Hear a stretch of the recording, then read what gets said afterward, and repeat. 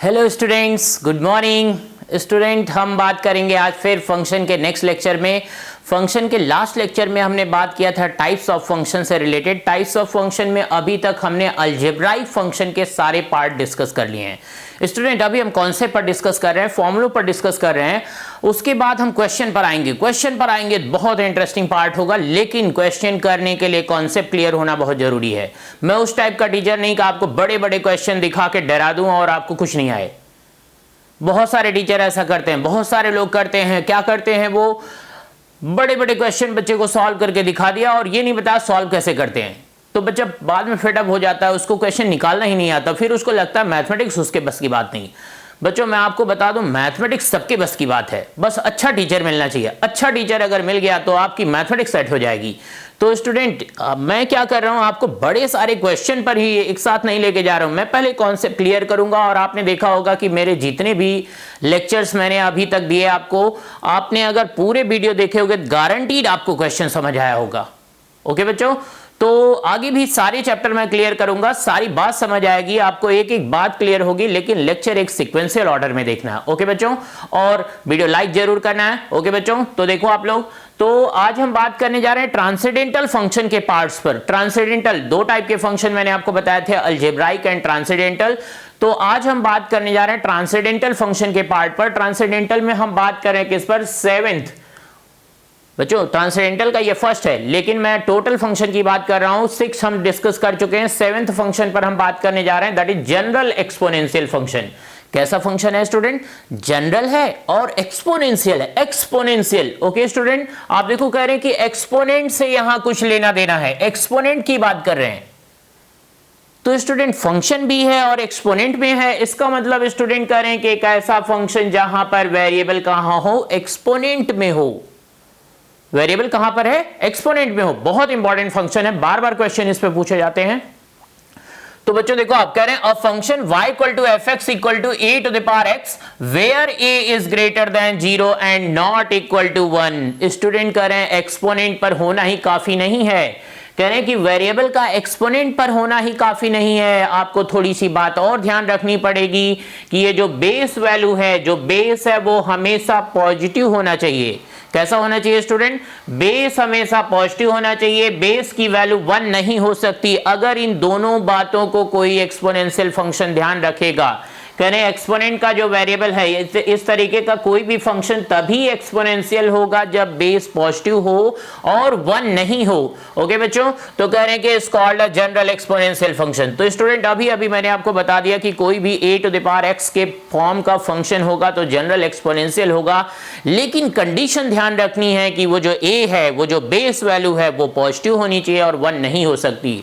अगर आपने वहां पे नेगेटिव वैल्यू रख दिया और टू द पावर x रख रहे हो, वो जनरल एक्सपोनेंशियल नहीं है, वो एक्सपोनेंशियल नहीं है। जिसने भी एक्सपोनेंशियल के बारे में बताया वो बोलता नहीं, ये एक्सपोनेंशियल नहीं है।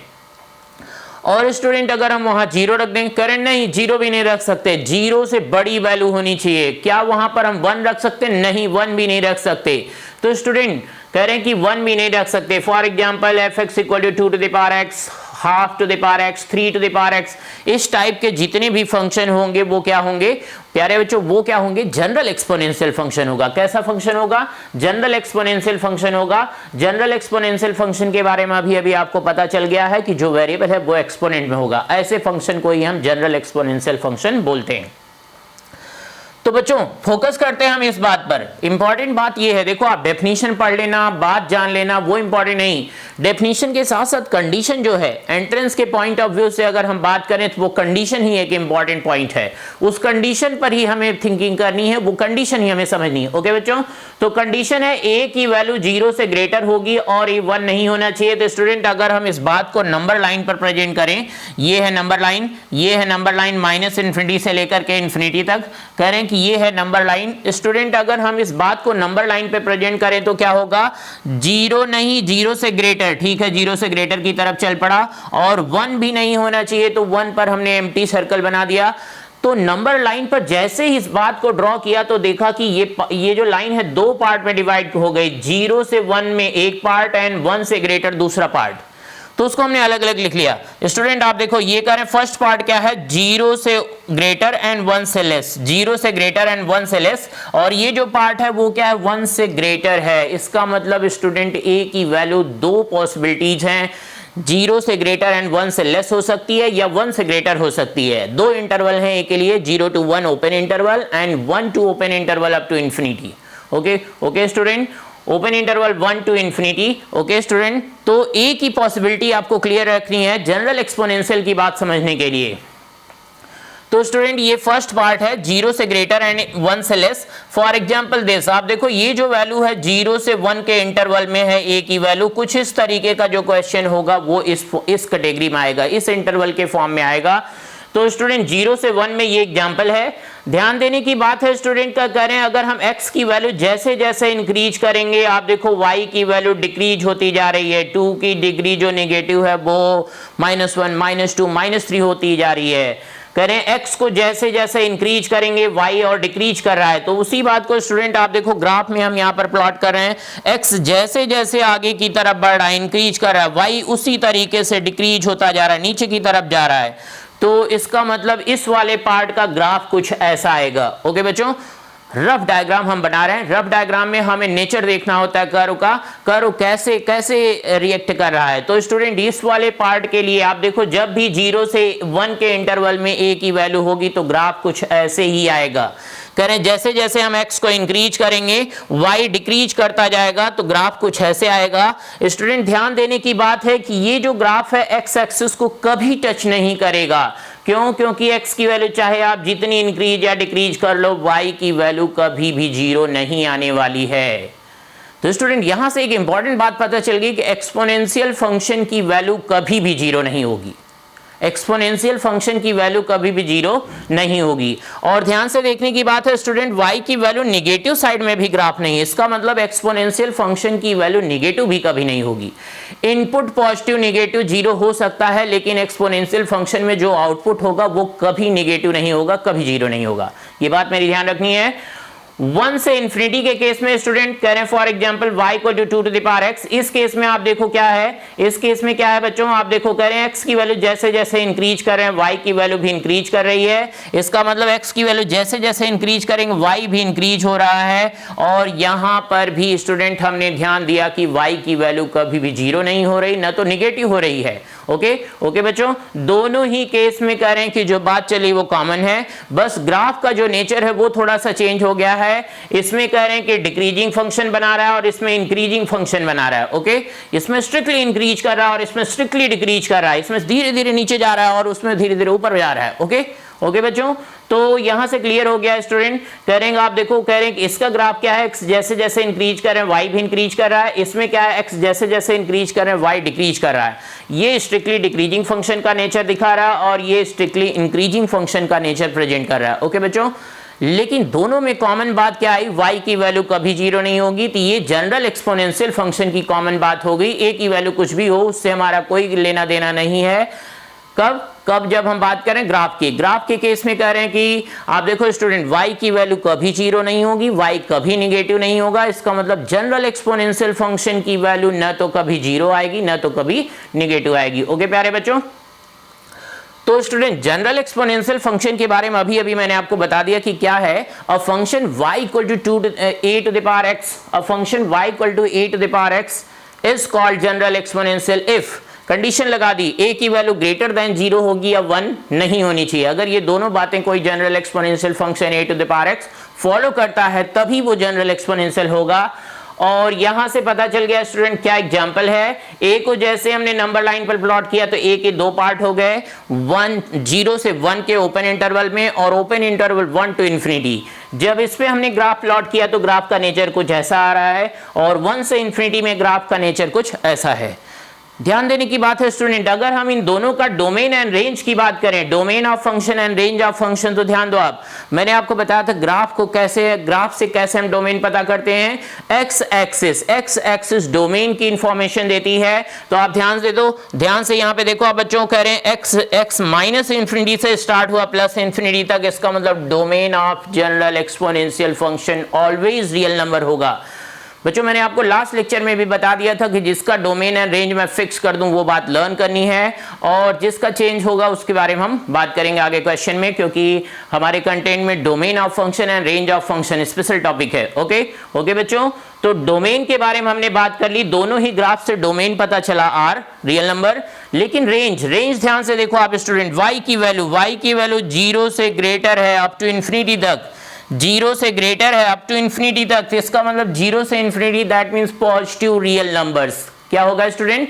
Positive real numbers. ये बात ध्यान रखनी है, जनरल एक्सपोनेंशियल फंक्शन से रिलेटेड ये कंप्लीट इंफॉर्मेशन है। ओके बच्चों, ओके ये बात ध्यान रखनी है। आगे हम बात करने जा रहे हैं, जनरल एक्सपोनेंशियल फंक्शन से रिलेटेड हमने बात कर ली है, जनरल एक्सपोनेंशियल फंक्शन से रिलेटेड अभी हमने बात कंप्लीट कर ली है कि जनरल एक्सपोनेंशियल फंक्शन एक्चुअली में क्या है, जनरल एक्सपोनेंशियल फंक्शन एक्चुअली में क्या है। ओके बच्चों, जनरल एक्सपोनेंशियल फंक्शन के बाद अब हम बात करने जा रहे हैं फंक्शन नंबर 8 पर, that is logarithmic function, that is logarithmic function.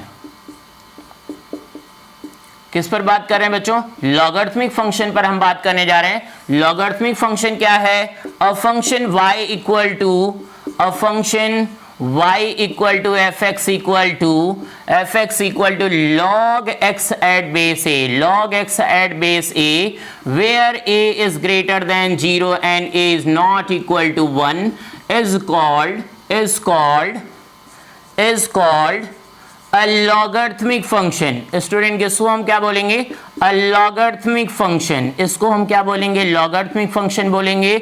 और स्टूडेंट एक बात मैं आपको बता दूं, लॉग की जरूरत क्यों पड़ी? जनरल एक्सपोनेंशियल फंक्शन कहीं कहीं पर हमें प्रॉब्लम क्रिएट कर रहा था, तो जब भी कोई प्रॉब्लम होती है हमें, तो हम मैथमेटिक्स में नई डेवलपमेंट करते हैं, तो लॉगरिथमिक की जरूरत ही हमें एक्सपोनेंशियल को सॉल्व करने के लिए पड़ी। ये दोनों ही एक दूसरे के इनवर्स हैं, ये दोनों ही एक दूसरे के इनवर्स है, जहां पे जो प्रॉब्लम क्रिएट करेगा हम एक दूसरे की हेल्प लेंगे। तो लॉगरिथमिक फंक्शन के बारे में बता दिया स्टूडेंट इस टाइप से, कह रहे हैं कि log x लिखा आ जाए तो कह रहे हैं वो लॉगरिथमिक फंक्शन होगा, लेकिन कंडीशन लगा दी बच्चों। कंडीशन क्या क्या लगा दी? कंडीशन, एक कंडीशन और भी है यहाँ पर कि x की वैल्यू भी क्या होनी चाहिए? पॉजिटिव होनी चाहिए। ओके ओके बच्चों, x की वैल्यू क्या होनी चाहिए? पॉजिटिव होनी चाहिए। तीन बातों का ध्यान रखेगा अगर लॉग, तो वो लॉगरिथमिक फंक्शन बना पाएगा। ध्यान रहे, जो बेस है वो पॉजिटिव होना चाहिए, 1 नहीं होना चाहिए, एंड जो इनपुट है कह रहे हैं कि लॉग के सामने जो वैल्यू होनी चाहिए वो पॉजिटिव होनी चाहिए। ओके बच्चों, ये बहुत इंपॉर्टेंट कंडीशन है, अगर इस कंडीशन को आपने इग्नोर किया तो आप लॉगरिथमिक भूल जाओ। जैसे मैंने आपको रैशनल फंक्शन में बताया कि डिनोमिनेटर 0 नहीं होना चाहिए, इर्रेशनल फंक्शन में बताया कि expression under root greater than और इक्वल टू 0 होना चाहिए। उसके बाद मैंने अभी लॉगरिथमिक पे कंडीशन बता दी कि बेस वैल्यू क्या होनी चाहिए? पॉजिटिव होनी चाहिए, 1 नहीं हो सकती। लॉग के ठीक सामने वाली वैल्यू कभी निगेटिव नहीं हो सकती, कभी 0 नहीं हो सकती, उस पर भी कंडीशन लगा दी। तो स्टूडेंट जनरल एक्सपोनेंशियल में हमने देखा था कि जब a इस कैटेगरी को फॉलो करेगा तो दो पार्ट में होगा। जो फर्स्ट पार्ट होगा वो क्या होगा? जो फर्स्ट पार्ट होगा वो 0 से 1 होगा, एंड जो सेकंड पार्ट होगा वो क्या होगा? जो सेकंड पार्ट होगा वो 1 से लेकर के इंफिनिटी होगा। ओके बच्चों, कह रहे हैं कि ये दो पार्ट पर हमने a के बारे में बात की, 0 से 1 एंड 1 से इंफिनिटी। तो ग्राफ का नेचर कैसा होगा स्टूडेंट? आप देखो यहां पर लॉगरिथमिक फंक्शन का जो ग्राफ होगा वो कैसा होगा? लॉगरिथमिक फंक्शन का जो ग्राफ होगा वो कैसा होगा? ओके स्टूडेंट, एक बात मैं बता दूं, ये दोनों ही फंक्शन एक दूसरे के इनवर्स हैं, ये दोनों ही फंक्शन एक दूसरे के इनवर्स हैं। तो जैसा आप जनरल लाइफ में जानते हो कि दो फंक्शन, दो आदमी जब एक दूसरे के दुश्मन होते हैं, एनिमी होंगे, तो क्या करेंगे? वो एक दूसरे के अपोजिट चलते हैं हमेशा। एक ईस्ट चलेगा तो दूसरा वेस्ट चलेगा, एक नॉर्थ चलेगा तो दूसरा साउथ। यहां भी वैसा ही केस है। आपने देखा था कि जनरल एक्सपोनेंशियल फंक्शन में जो a की वैल्यू 0 से 1 पे थी, वो क्या कर रहा था? ऐसे स्टूडेंट डिक्रीज कर रहा था, डिक्रीजिंग में था, लेकिन किसके अलॉन्ग डिक्रीज कर? एक्स एक्सिस के अलॉन्ग मूव कर रहा था। ऐसे ये क्या करेगा? वाई एक्सिस के अलॉन्ग मूव करेगा स्टूडेंट। वो x के लॉन्ग मूव करेगा तो ये y के लॉन्ग मूव करेगा। ओके, ये बात अब मेरी ध्यान रखनी है। जब भी a की वैल्यू 0 से 1 होगी तो लॉग का ग्राफ कुछ ऐसा आएगा, और कह रहे हैं कि जब भी a की वैल्यू 1 से क्या होगी स्टूडेंट? 1 से ग्रेटर होगी तो लॉग का ग्राफ कुछ ऐसा आएगा।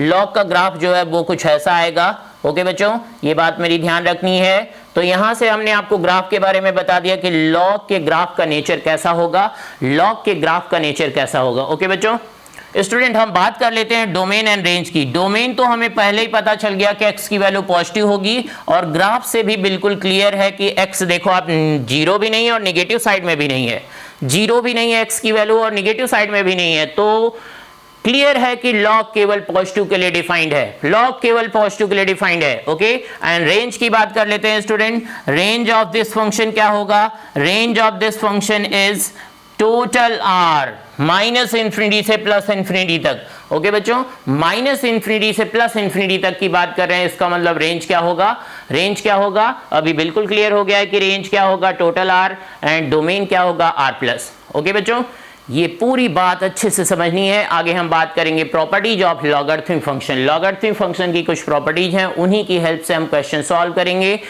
तो स्टूडेंट अभी मैंने आपको दो फंक्शन डिस्कस किए, जनरल एक्सपोनेंशियल एंड लॉगरिथमिक। दोनों बात बिल्कुल अच्छे से समझनी है कि a to the power x होगा, लेकिन a पर कंडीशन लगा दी, a पॉजिटिव होना चाहिए, a 1 नहीं हो सकता। log x at base a logarithmic होगा, लेकिन कंडीशन लगा दी a पॉजिटिव होना चाहिए, a 1 नहीं होना चाहिए, और x की वैल्यू भी पॉजिटिव होनी चाहिए, तभी वो लॉगरिथमिक होगा। दोनों के ग्राफ कैसे हैं, दोनों का डोमेन, रेंज क्या है, ये सारी बातें अच्छे से रिपीट करनी है, और ये वीडियो लाइक भी जरूर करना। ओके बच्चों, थैंक यू।